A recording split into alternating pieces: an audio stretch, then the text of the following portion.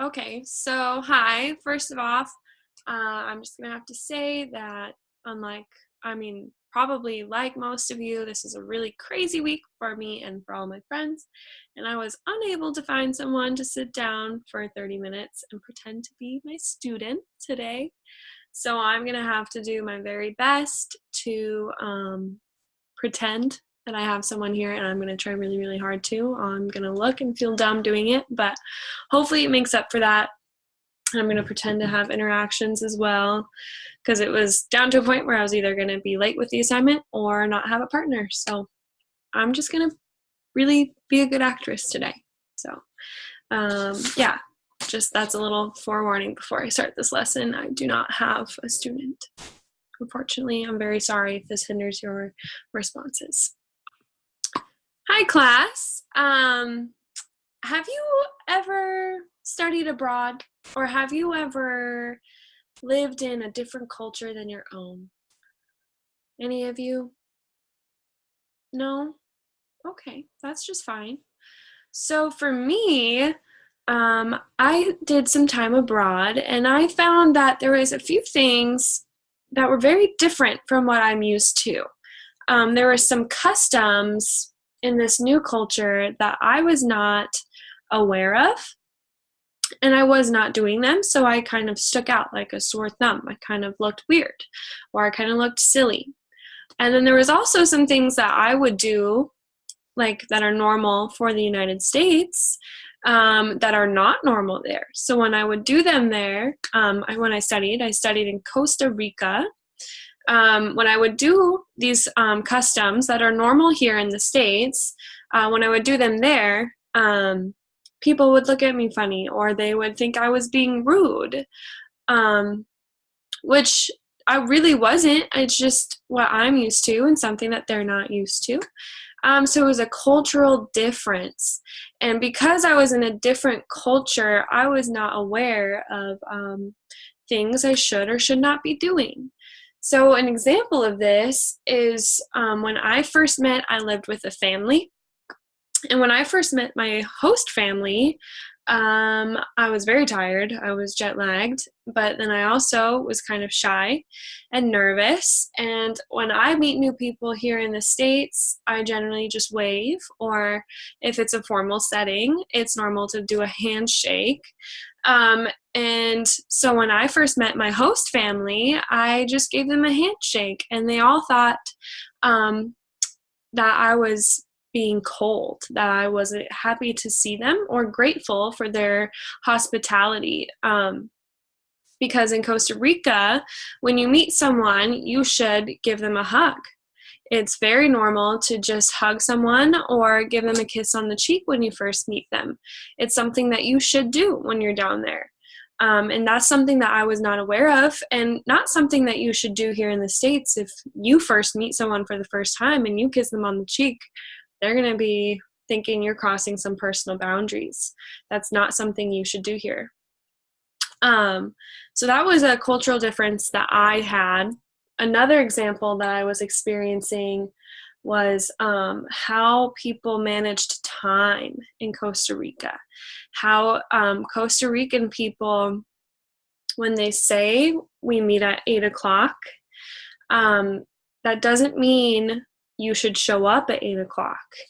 That means you should maybe start thinking about leaving your house at 8 and showing up about 30 minutes later. So in Costa Rica, when you're invited to someone's home at a certain time, if you show up on time, they're going to be thinking you're rude. They're going to be not prepared for you, and they're going to be kind of upset. What you should do is show up about 30 minutes late, and that way they're ready for you and they're expecting you at that time. And that's something that for me was very different. That was something for me that I had to get used to, because in the United States, we are taught to be very punctual. You must arrive on time here in the United States. If you say you're going to meet at 8 o'clock, you must arrive at 8 o'clock. It's something you need to do here in the United States. You have to be very careful about other people's time. And that was something, a big difference that I really had to get used to when I was living down in Costa Rica. So have any of you experienced anything like this? Have any of you had an experience where maybe just something you do in your own family that when you went to a friend's house, you thought that's normal and maybe they thought you were being rude? Anyone? Okay, great. So these are all examples of customs, of things that you are either expected to do, that you are advised to do, or that you're maybe allowed to do. Things that society or your own culture just has ingrained in you, or even your own family or just your rules in your house. You know what you should or should not do. And these words that I'm using right now, they're called modals. So we have words to describe what you need to do, what you have to do, what you are maybe supposed to do, what is expected of you. And these are called modals. And that's what we're going to be learning today in our lesson. We're going to learn how to communicate customs, and what is expected of you, what is required of you, and what maybe you can and cannot do, and how to communicate this to one another. Okay? Okay, so I'm going to switch to our screen here now, and we can look at this presentation. Alrighty, here we are. This is our presentation for modals today. So we're going to be learning how to describe things like customs, a rule that is required to you, or advice that you can give a friend or a family member, or just trying to choose, is it okay or is it not okay to do these things? So for rules, we use must, have to, or when a rule is something that you should not do, we use mustn't or must not, okay? When it is advised, when you are telling someone, it's not something that you absolutely have to do. It's not a rule that you do this, but it's a good idea that you do it. It's probably good that you do it. You use should. If it's something that you are not going to get in a lot of trouble for doing, but maybe it would be a bad idea, use shouldn't or should not. And then it's something that is allowed. It's okay if you do it. It's okay if you don't. It really doesn't matter. You say you don't have to. And these are things that are very common in the English language, and we use a lot to describe what is and is not expected of you. So you know for sure how to behave. When you hear these words, you know what is expected of you.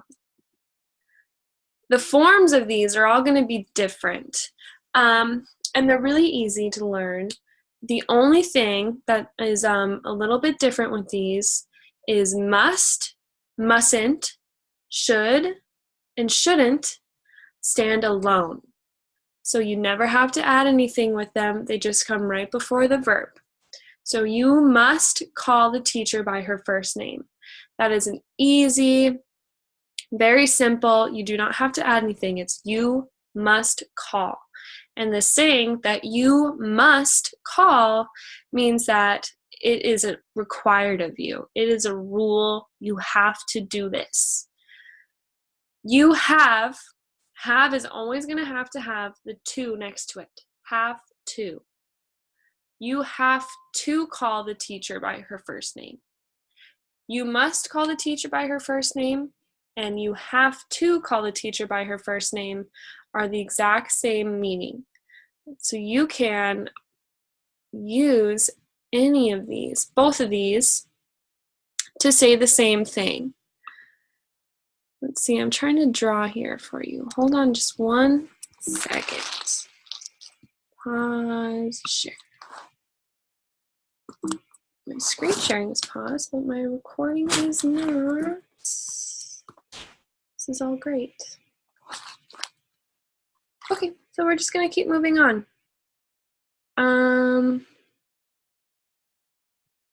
Pause recording. Sorry for the silly technical difficulties here, but hopefully I got it figured out. So we're back here. So you have to call the teacher by her first name. Have to and must mean the same thing. They're saying that it is a rule that you have to do. It is a rule that you must do. It is expected of you. If you don't do this, you're going to face some consequences. People are going to be kind of upset. You shouldn't leave your hands under the table when you eat. Shouldn't stands by itself. You don't have to add anything here. So you shouldn't leave your hands under the table when you eat. Saying shouldn't means that if you leave your hands under the table when you eat, people are going to be a little bit put off. It's not a rule that if you break it, it's really high consequences. It's just kind of a custom that if you leave hands under your table when you eat, it's considered not very polite or maybe not very cleanly. You want your hands up high so they don't get dirty when you're eating.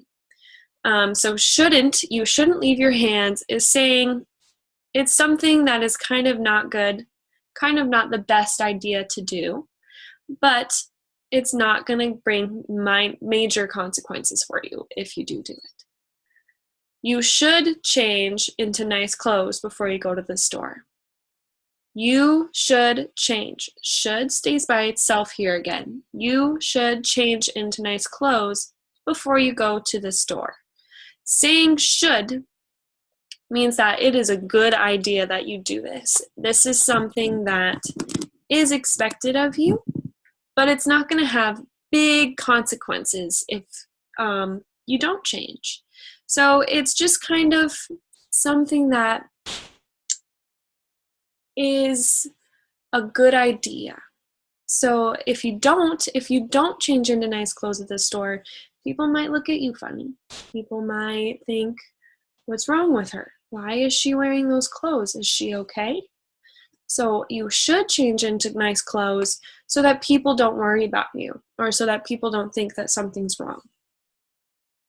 You don't have to, don't have to, and have to. Always make sure you have the two there. You don't have to get married to live together. This means it's okay if you do, and it's okay if you don't. It doesn't matter. Either way, it's going to be okay. Saying don't have to just implies that there is no big bias here. There is no big consequence for if you do it or not. It's equal. If you live together before you get married, it's okay. If you don't, it's okay. You don't have to. You don't have to do either one. So that's what we're saying here. Let me pause my video. I have another graphic here for you that I can help you, I think, see. Don't want to share my screen anymore, so thank you. Let's come back here. I have this graphic here for you that I think helps me to look at a scale and see what must and what should and what doesn't have to be done and kind of how that works. So when you're trying to say something is required, this is something that you need to do or else there's going to be big consequences. It's a big faux pas if you do not do this. You must do something. See on the scale, doing it, yes, you do it, is taking all the weight. It's 100% do this thing. You must do it. 100% do it. Okay? Advised, if something is advised to do, it means that it's better if you do it. It is a good idea that you do it. It's really not going to have huge consequences if you don't, but it's much better. See how the scale is tipped towards yes? It's better if you do it. It's something that you should do. You should do it. So let's say you have homework that's due tomorrow. You should do your homework tonight. You should do your homework tonight So you don't have to wake up early in the morning tomorrow and do it in the morning. No matter what, you must do your homework. It's something that is 100% required of you. If you don't do it, your grade is going to drop. You must do your homework, and you should do it tonight so you don't have to rush. Does that make sense? Do you have any questions so far between the difference between must and should? Okay. When you're saying something is allowed, you're saying it's okay if you do and it's okay if you don't. See how the scale is completely even here? That's when we say you don't have to. When you don't have to do something, it's okay if you do, it's okay if you don't. So let's say you have an okay grade in your class right now. You're happy with the grade that you have. It could be better, it could be worse. Either way, you're doing okay. And I say, I have an extra credit opportunity. I can give you more points if you do this assignment. Your grade can go better. You don't have to do it, but if you would like to, it's available. Saying you don't have to do it, I'm saying that it's okay if you do, and it's okay if you don't, because you already have a good grade. So it's up to you. You don't have to, but you can. Either way, you will be okay. So we have homework that's due tomorrow. You must do your homework. It's due tomorrow, so you should do it tonight, so you don't have to wake up early and do it tomorrow. The extra credit opportunity is not due anytime soon, and you don't have to do it if you don't want to. It's okay if you don't do it. It's okay if you do it. Do all three of these make sense to you? Can I clear anything up for you folks right away? Okay. So then we're going to move down to the opposite of must and should. So if something is an action that you really do not do this thing, if you do it, there's going to be bad consequences for you. You say must not. So my mom, when I was growing up, if she gave me a chore to do, and I decided that I was going to skip it and go play, she said, you must not leave your room until it is clean. And if I see you outside, you're going to be in big trouble. You must not leave your room. And that would tell me as a kid that, oh my goodness, if I leave my room, I'm going to be in big trouble. When my mom said must not, it was saying no, no, no. Do not do this. If you do, there's going to be consequences. Must not means do not do this, no matter what. Okay? And then should. When I was saying should means it's okay if you don't, but you really, it's a good idea that you do. Should not is the opposite. So she's saying it's a good idea that you don't do this, or it's a bad idea that you do. So really try not to do it. So when my friend was trying to go out yesterday on a Wednesday night, and she wanted to go out and stay out late with her friends, even though she had a test this morning. And I said, you shouldn't do this. You should not do that. You should not go out tonight. You have an early exam tomorrow. And I was saying that because it was a bad idea that she went out. It was not a good idea to go out the night before an exam. It wasn't going to be a major rule that she was breaking, but it was still a bad idea. So I said, you shouldn't go out. Okay? So we have must to show a rule that needs to be followed. We have should to give advice or to say something that is advised. Say something is a good idea. And we have don't have to say it's equal. It's okay if you do. It's okay if you don't. We have must not to show a rule that says do not do this. 100% do not do this. And we have should not to give advice again for bad ideas, to say this is a bad idea. Okay? So hopefully after those few examples, we have a good idea of how to use all these modals. Should, shouldn't, must, mustn't, have to, don't have to. Okay? So now we're going to go into our first activity. We're going to be using our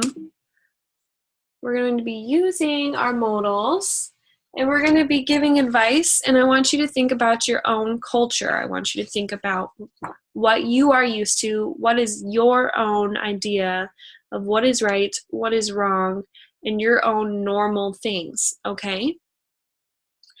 And we'll just kind of read them together to get used to everything. Make sure that everything is going right. So let's think about form, okay? Remember, have to, always is going to have the to. Don't have to, always going to have the to, okay? And must, should, mustn't, and shouldn't stand alone. It's very important for everyone to remember they stand alone. So let's read this first one together, this first sentence right here. You must to call a teacher by her first name. Can you repeat that? Does that sound right to you? What do you think? Is must by itself here? You must to call? No, you're right. You don't want that. This to needs to go. Must stands alone. So we're going to have must right next to the verb. You must call a teacher by her first name. Anyone, can you tell me what this is saying? That's right. So it is saying it is a rule. You must do this. You have to do this. It is a rule that you are expected to follow. All right, let's go to the next one. You should buy bread from a different bakery. Repeat after me. Good. What do we think? Is this written correctly? Good. Shouldn't, our modal, is right next to our verb buy. That is exactly where it's supposed to be. Should and shouldn't stand alone. Very good. Let's go to the next one. You don't have to get married. You don't have get married. Repeat after me. You don't have get married. What do we think? Is this correct? This is going to be wrong. Have, remember, always needs to be followed by the verb to. Have to get married. Always, always, always. You don't have to get married. This is saying it's okay that you do get married. It's okay that you don't. The scale is even. It's okay either way. You don't have to do either one. You can do whatever you like. Okay? You mustn't forget to shake hands or kiss your friends every day. Repeat after me. Good. And what do we think here? Is this going to be correct? Right, right, absolutely. So mustn't is right next to the verb forget, and it's absolutely perfect. Mustn't stands by itself, just like must, shouldn't, and should. Very good. I think you guys have the form down. Must, should, mustn't, and shouldn't all stand by themselves. Have to and don't have to, remember, we'll always have to before the main verb. All right. Oh, I don't want to be in that anymore. Clear, mouse. Here we are. Oh, I want to clear.